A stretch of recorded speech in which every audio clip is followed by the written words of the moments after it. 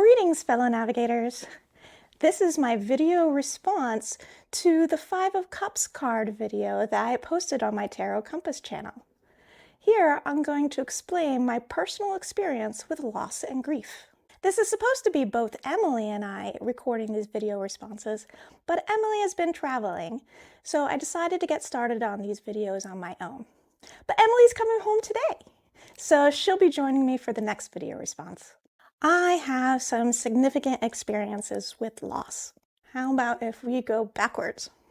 My most recent significant experience with the loss was losing my career and losing my health. Back in 2012, I got really sick all of a sudden. I started getting headaches and nausea like every single day.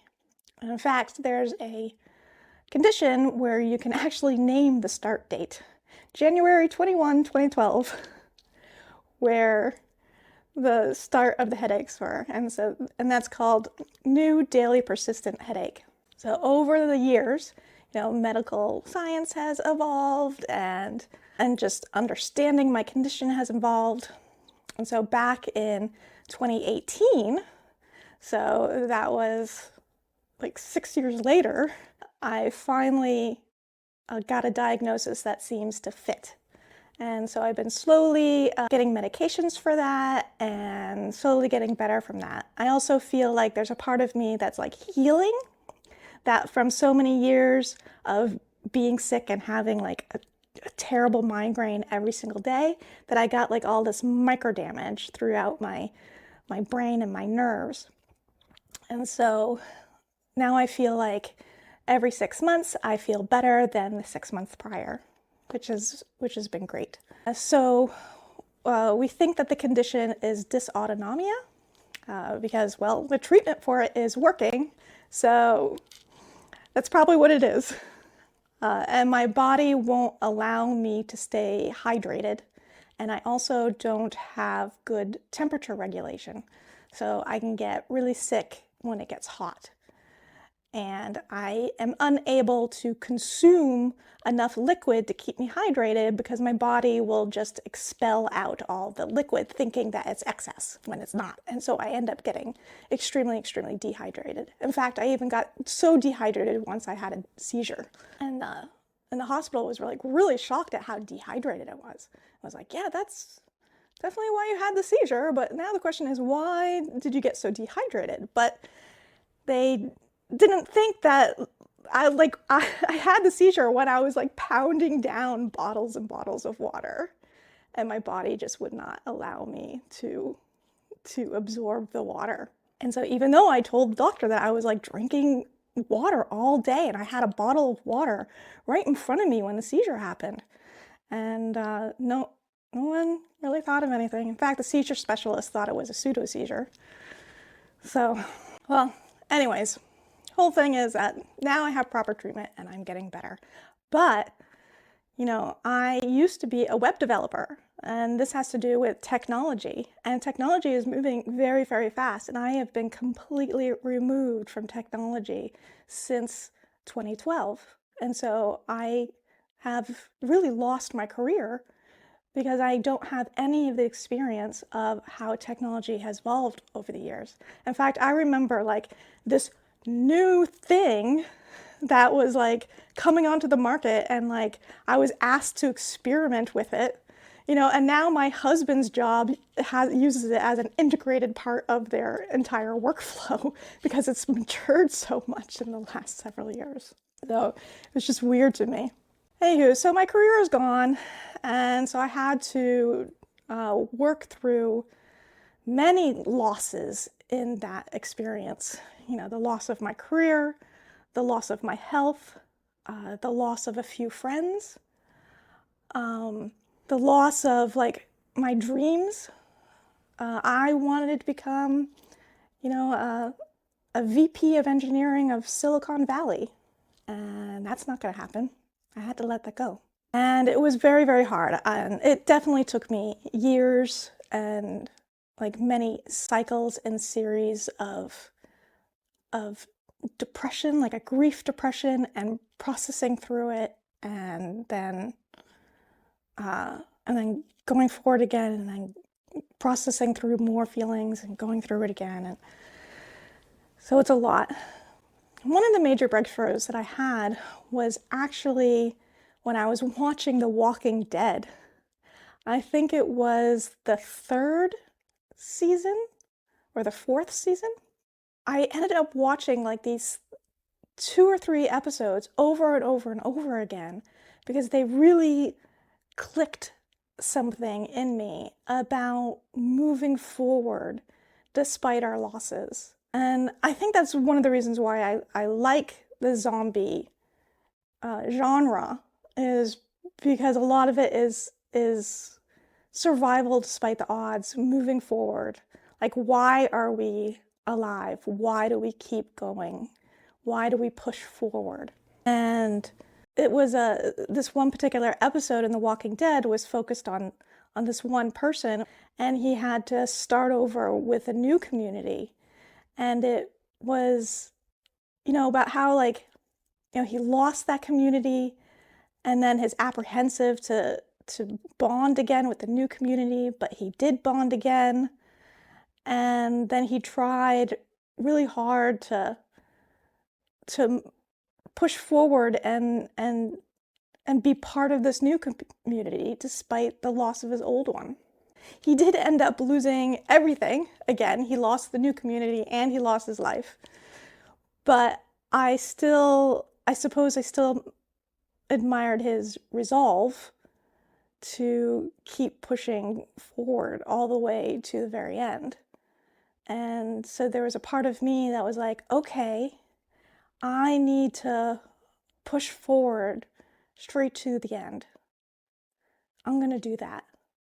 So I rewatched the episode a few times and I was like, I'm gonna do that. I'm going to push forward straight to the end.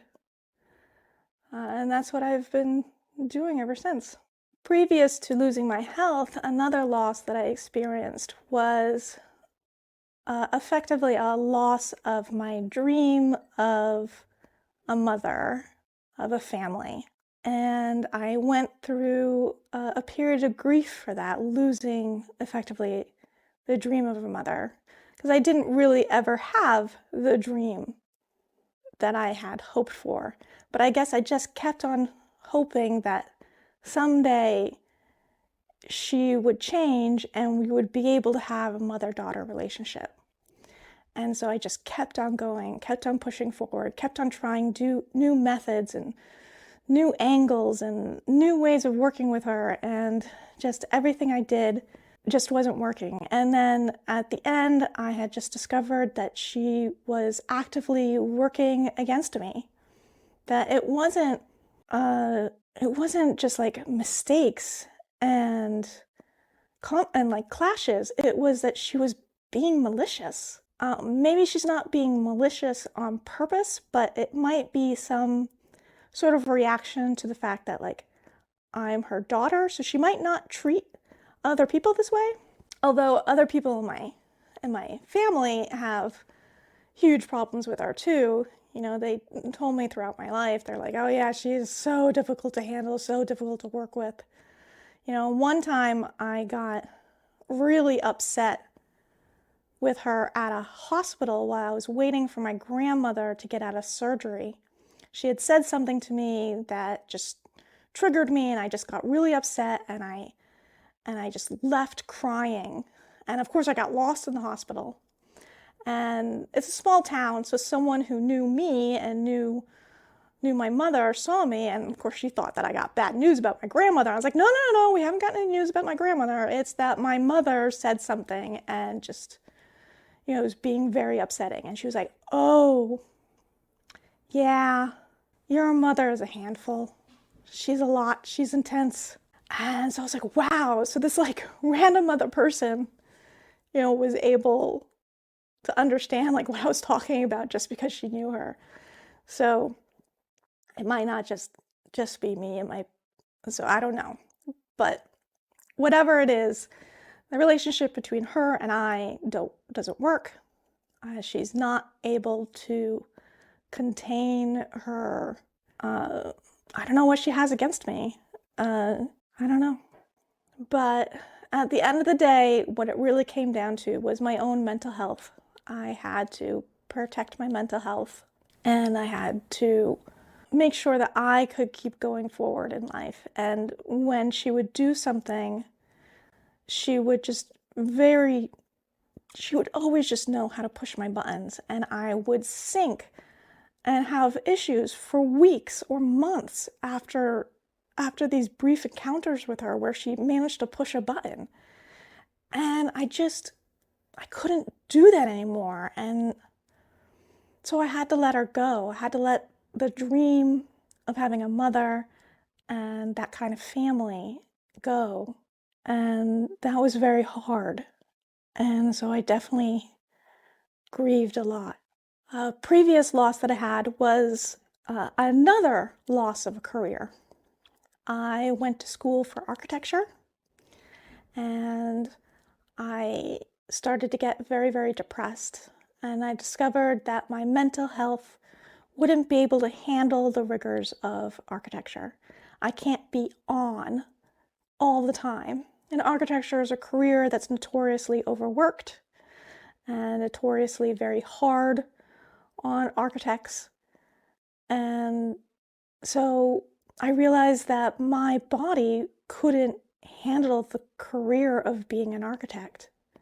And I didn't know if my body could even handle the social stressors of being a woman in the field of construction. And so I decided that I had to let it go. I almost really didn't have a choice in it because I started getting panic attacks whenever I saw anything that had to do with construction and architecture. It took me probably a good 20 years before I could even see a floor plan without getting heart palpitations. So whatever it was very hard on my body and my psyche, and I was just having, these instinctual reactions to it. So I was kind of forced to let it go. And so I had gone to school for architecture, and then I trained myself as a web developer and did that. And it took me several years to even be able to get a 9-to-5 job. Not that I couldn't, not that someone wouldn't hire me, but so that I was stable enough that I could do a 9-to-5 job, because I would get depressed and listless so often that I really needed a tremendous amount of flexibility in my time to be able to do nothing. But even still, I still struggled with having depression while working 9-to-5s and having issues with that and conflicts with that, with not being on my game all the time and not being able to perform and return all the time reliably. So I struggled with that my entire career. And that really sucks, because it's definitely not the personality that I am, that you meet me, you know me, you think I'm on my game all the time, but I'm not. I suffer depression a lot, and I've been working through that. And so that was another big loss that I have. And before that, I guess this is important for how I've started handling grief, is that when I was a teenager, and my grandmother, who I had a motherly-like relationship with, that my grandmother was going to die someday. And I was like, oh my God. And it really hit me like a ton of bricks. I just started sobbing. I called my boyfriend at the time, and I was like, oh my God, they're gonna die. And he's like, yeah. I mean, not anytime soon, but yeah. Anywho, so then with that, I was like, wow, what do I do? It's inevitable, and what do I do about it? And so I thought it through, and I was like, okay, you know what? I need to make sure I appreciate all the time that I have with them. And I did. And I got many more years out of the two of them. I think I got another 11, 12 years from the cat. And I really appreciated her all the time because I knew one day she was going to die. I didn't know when it was going to happen, but I knew she was going to get old and she was going to die. And so I just wanted to appreciate everything about her. And she ended up living another 11 or 12 years or so. And then my grandmother, she ended up living another 23 years, something like that. Just off the top of my head, something like another 23 years. And I made sure, I knew that because of her age, that at any point could be the last time I ever saw her. And that's how she was gone too. She had one of those instantaneous deaths. And so it really was completely no warning. And she was just gone one day. But for that 23 years, I made sure, I was like, how I told her the things that I need to tell her. Do I feel comfortable with the fact that this is the last time I could ever see her, that this is the last time I could ever talk to her? And I just always just made sure that I was appreciating all the time I had with her. And then when she did eventually die in 2020, I handled it really well. I didn't even sob. My cousin told me, and I was just like, oh, okay. All right, I'm gonna go. I'm gonna, process this on my own. She's like, yeah, okay. I told my husband immediately, and he was like, oh, okay. And so we just kind of sat there, and I think I shed a couple tears, but I was okay. It was hard, but because I had no regrets, and because I had been looking forward and planning on this, it was very easy to go through. And it was an inevitability. So since it was an inevitability and I was able to like kind of pre-process my grief, it was like, over 20 years prior is when I did the sobbing and uncontrollable sobbing at the thought of losing her. But then when she was gone, I had pre-processed the grief slowly over the 20 years. And then I was okay. I approach everything like that, especially the people that I know and the pets that I get. I acknowledge that one day they're going to be gone. And I don't know how the future is going to go. I know that I am entering the age where people are going to start dying. People are going to start getting cancer. People are going to start getting heart disease. And so one of these days, people that are in my social circles are going to start dying. And so I really need to appreciate everyone that I have and make sure that I'm open and honest and let them know all the things I feel like they should know. What is it that I really feel like people should know is how much I care about them.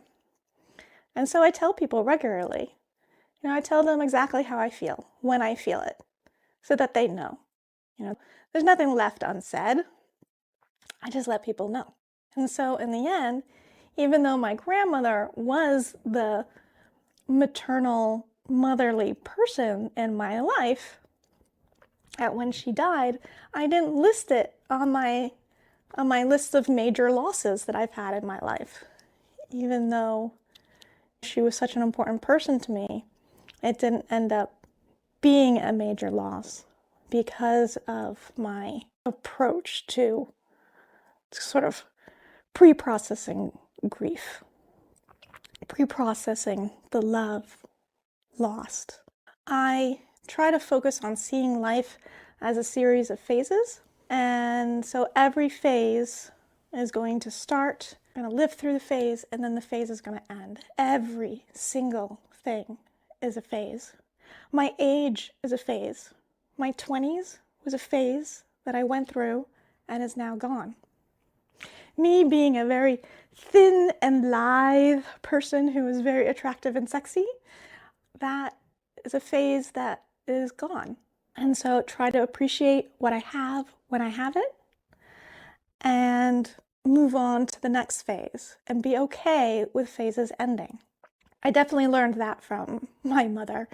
My mother had a really hard time with aging. She would regularly express how upset she was with getting older, with getting gray hair, with having dental problems, with getting wrinkles, all of these things with aging. It really upset her. And my response was, but it's inevitable. And so I was like, I don't want to be like that. I don't want to have the pain that my mother has. So I'm going to try to make sure that I accept my aging. I not only accept my aging, I look forward to it. I'm kind of excited just to see what happens to me as I age. I want to know what my hair is going to look like when it's all gray. I wonder what my face is going to look like. And so it'll be interesting. So I'm looking forward to it. In a way, I'm just like discovering something new. And it's just going to happen slowly over time. And I'll just see what happens. Another thing I learned was about processing grief and how important processing grief was. It's because my grandmother experienced many significant losses in her life, and she had a very hard time working through her grief. And so I was like, whoa, there's nothing that she could have really done to avoid these losses in her life. And I was like, these are things that could happen to me too. So I want to have a better approach to losses. I don't want to have and hold on to the pain that she had and was holding on to. And so that was another reason why I really focused on understanding that everything will go and you just never know when. And so I see that life is a series of phases, and I try to appreciate every phase while I'm in the phase. Like, for example, my marriage. This is something that will end by death or choice. And so I try to appreciate everything I have while I have it. And I don't shy away from the prospect of endings. So, for example, we've done pre-planning on the event that my husband could suddenly die one day. And so we've gotten life insurance and stuff like that to help me out, because since I've been so sick and it's been so hard to work, that I would be really suffering if I lost my husband. So we didn't shy away from these prospects. And instead we faced them and worked towards making sure that the best possible outcome could occur when the worst possible outcomes could occur. So we never know what is going to eventually happen. Through my experiences of working with my mental health issues, I have definitely learned that it's important to work through your emotions, no matter how inconvenient they are, no matter how inappropriate you think an emotion is, that the emotion exists. It's there. It was brought up. It was triggered. And that suppressing emotions isn't going to work. The emotions do need to be processed. They do need to be felt and gone through. If you try to suppress them, they'll just come back. And the more and more you try to suppress, the less and less your body trusts your ability to process emotions and will then force them upon you.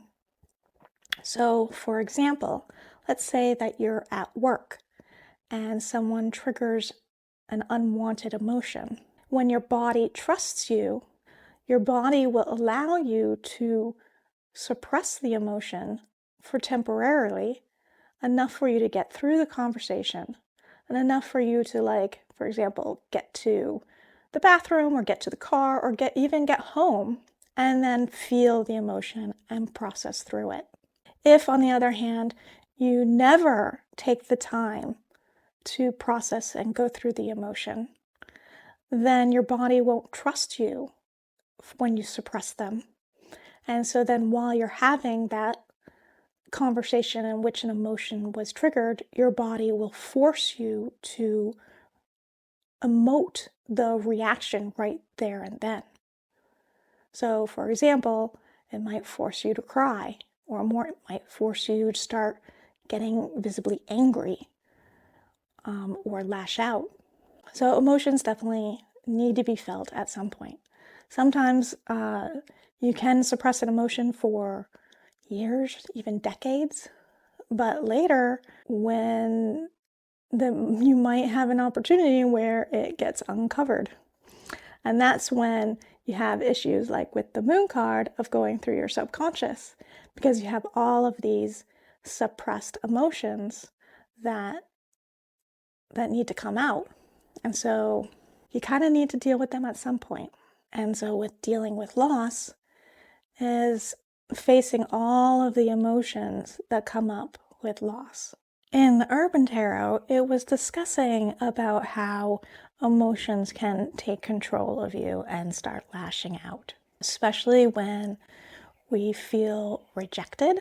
It's very hard for us to feel rejection because our communal natures are so strong that it's very vital that we feel like we belong to a community. So when we feel that we are being rejected, it's a very difficult emotion for us to go through. And so we might fight against it or get just very upset, very hurt, and just have such a huge amount of emotional reaction that our subconscious basically comes up, takes the reins, and just damages everything around us in a way of just trying to get through and process all of that pain. So it is possible for us to work through our issues with feeling rejected. I found out that I had a severe sensitivity to rejection, and that was a cause of a lot of my emotional turmoil that I was having.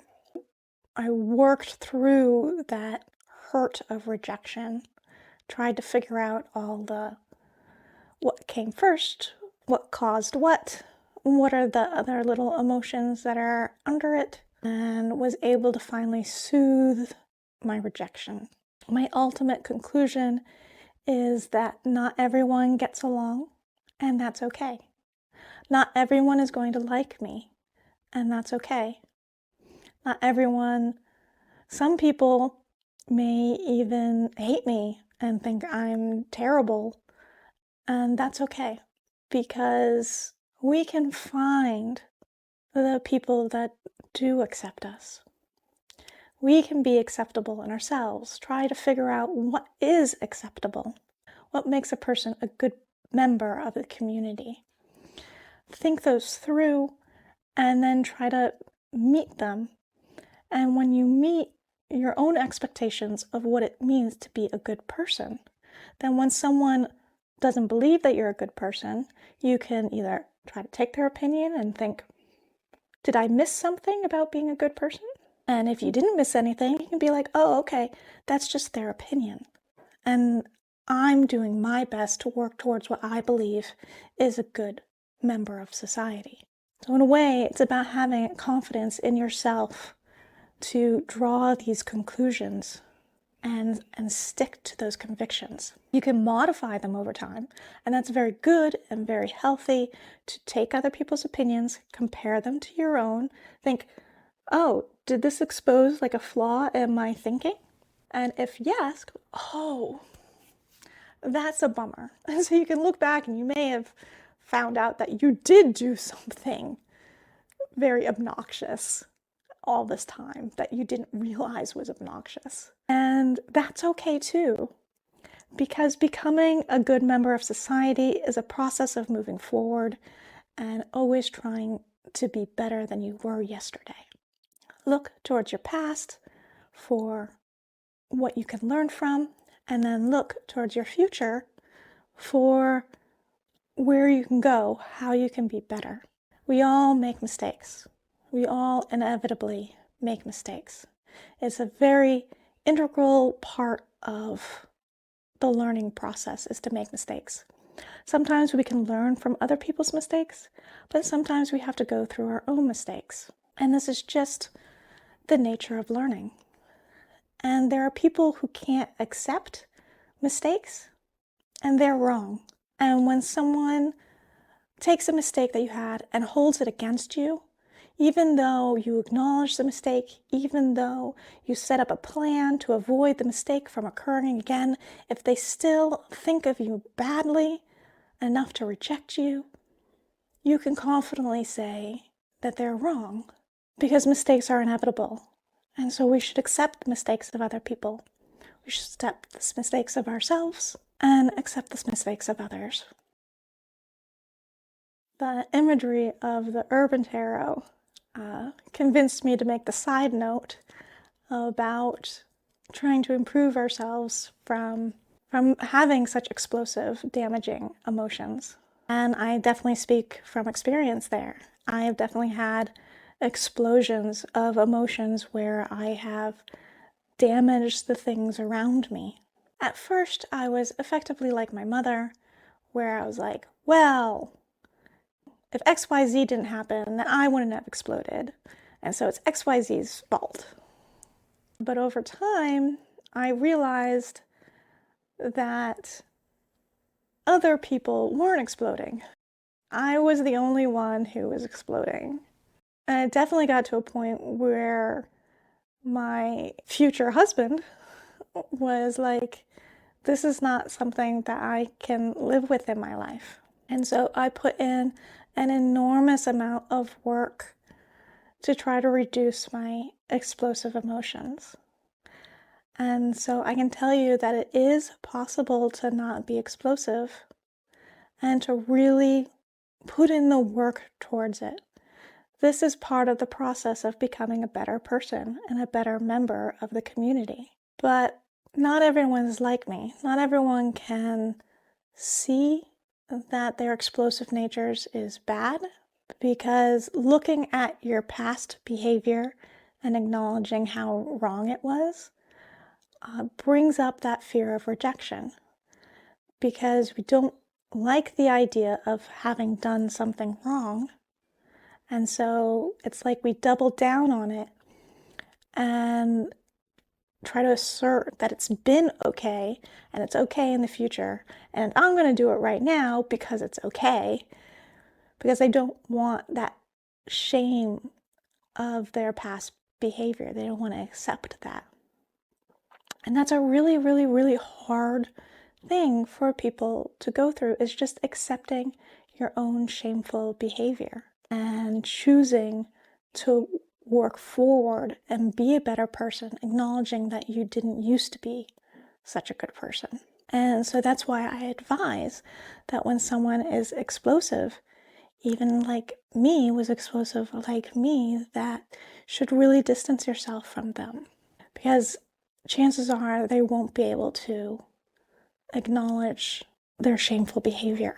It is wrong, and you deserve a peaceful life. And so if someone is disrupting that peacefulness, it's okay to walk away. I'm very thankful that my husband didn't walk away from me, and I've really tried to make up for it. I've tried every day to be a better person. But just because my husband stuck with me doesn't mean that you should stick with people who are harming you through their explosive emotional reactions. You should really protect yourself and make sure that you're okay. Just like I had to separate myself from my mother, because my mother was hurting me emotionally and was really disrupting my life significantly, was making me very difficult to be able to move forward in my life, because she kept triggering my emotions that were holding me back. And so if someone is disrupting your peacefulness, then you should really distance yourself from them so they're no longer interfering with your ability to move forward. My life's dreams have had to change continuously over time. As I realize what is possible and what is not possible, I've had to modify my dreams, and then life changes things again, and I have to modify my dreams again and again and again. And my coping with this is not clinging to any one dream. I think of multiple avenues all the time. I think if things go this way, I'll go this direction. This, then I'll go this direction. If this, then I'll go that direction. I think everything through. I even think through, like, for example, my husband could get in a car accident and die on the way home from work today. And I thought through that scenario. Of course, I have a dream of us growing old together. I want to see his salt and pepper hair. I want to see the life that we created together. Of course, that's my dream. But I also know that that dream won't necessarily happen. And so I think through all the possible scenarios.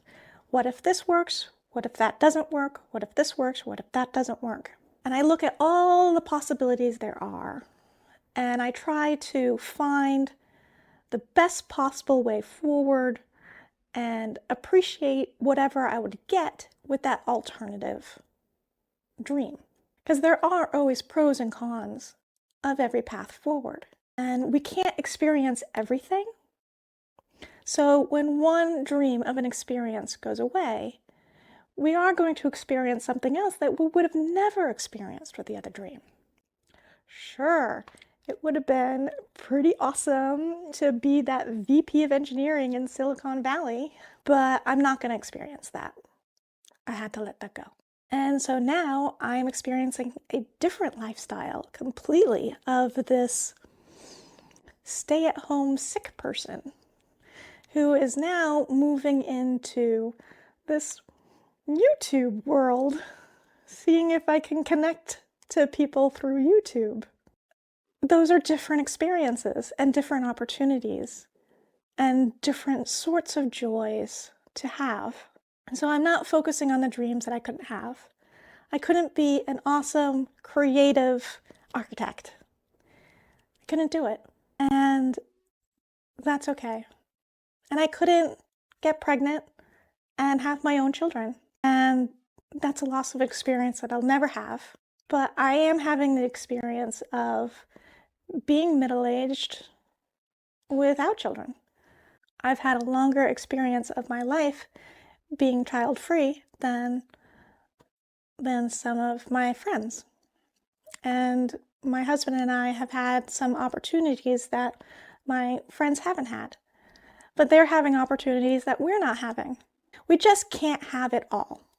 We can't experience everything in this life that we have, in this thread of life that we're living. We can't have every experience. But there are good things and bad things about every experience.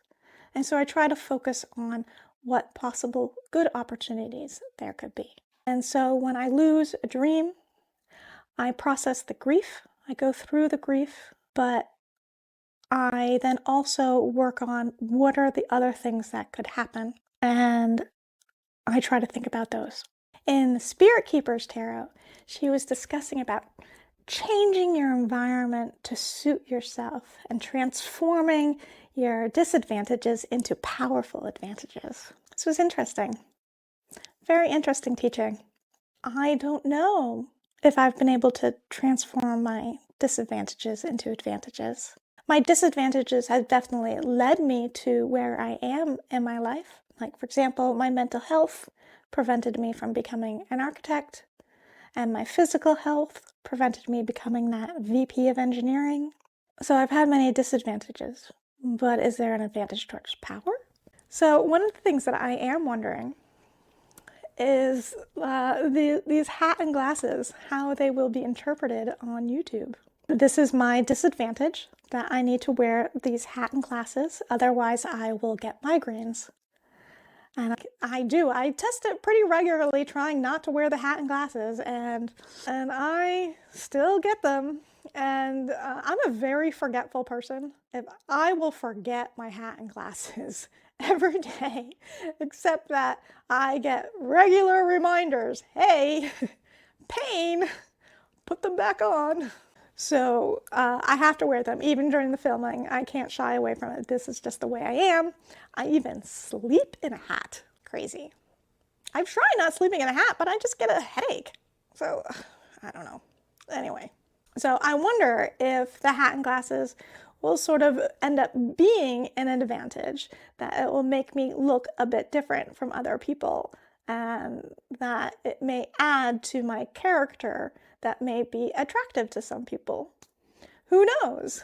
I don't think it's going to be an amazing power that could be interpreted as grotesque, like um, like the spirit of the grotesque was able to do.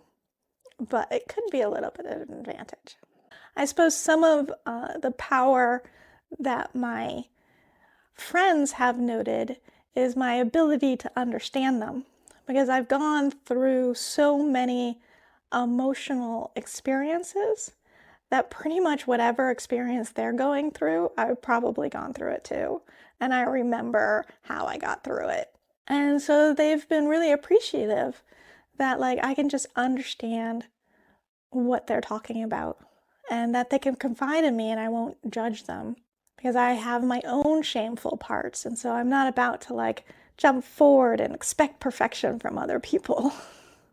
I know that we all go through shameful experiences, and I know that we carry that shame, but despite that, that we can move forward and become better people. We don't have to be defined by our past. We really should be defined more of how do we move into the future. And so I guess my power is, in that regards, is that all these disadvantages that I've experienced have made me somewhat of a more pleasant person to be around when someone is looking for someone calm and understanding to be with. I'm not an exciting person, so not everyone likes me being around because I'm kind of boring. But when someone wants a calm, peaceful environment to feel safe in, people have noted that I create that environment.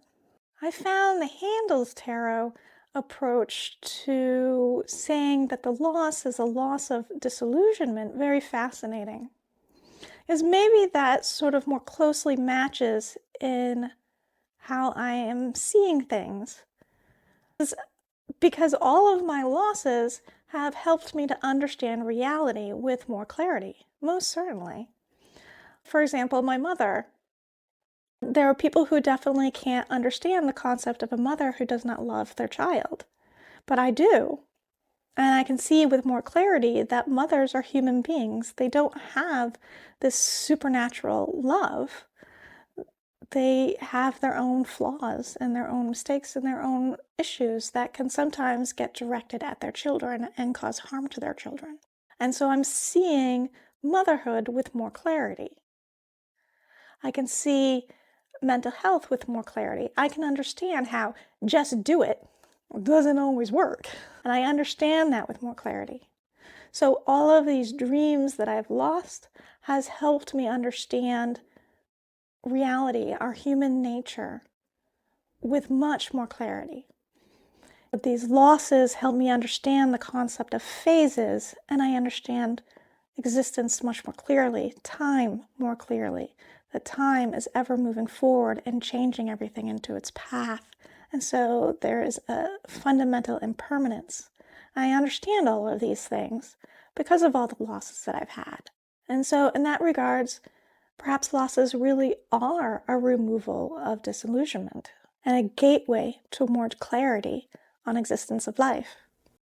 And based on my theory of what makes a good life and what can prepare us for an optimal afterlife, having better clarity of existence is part of that.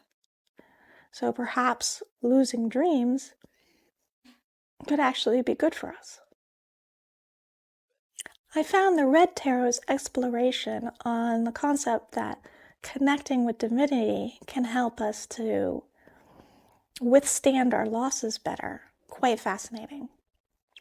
In fact, I think that it might actually be true. I have been exploring the concept of divinity and religion and spirituality for quite a number of years, at least since perhaps middle school. I went to Catholic school for most of my education. Christianity just didn't click with me. It didn't make sense. It didn't seem to explain things for me. And so I continued to explore the concepts going forward. And then once I hit like my 20s, I felt like I had a better understanding of what was going on. I've just continued evolving my understanding of divinity and my place in existence. And I think that really has helped me to moderate my emotions, because there's a bit of a safety net that can be acquired with understanding divinity and our placement within existence.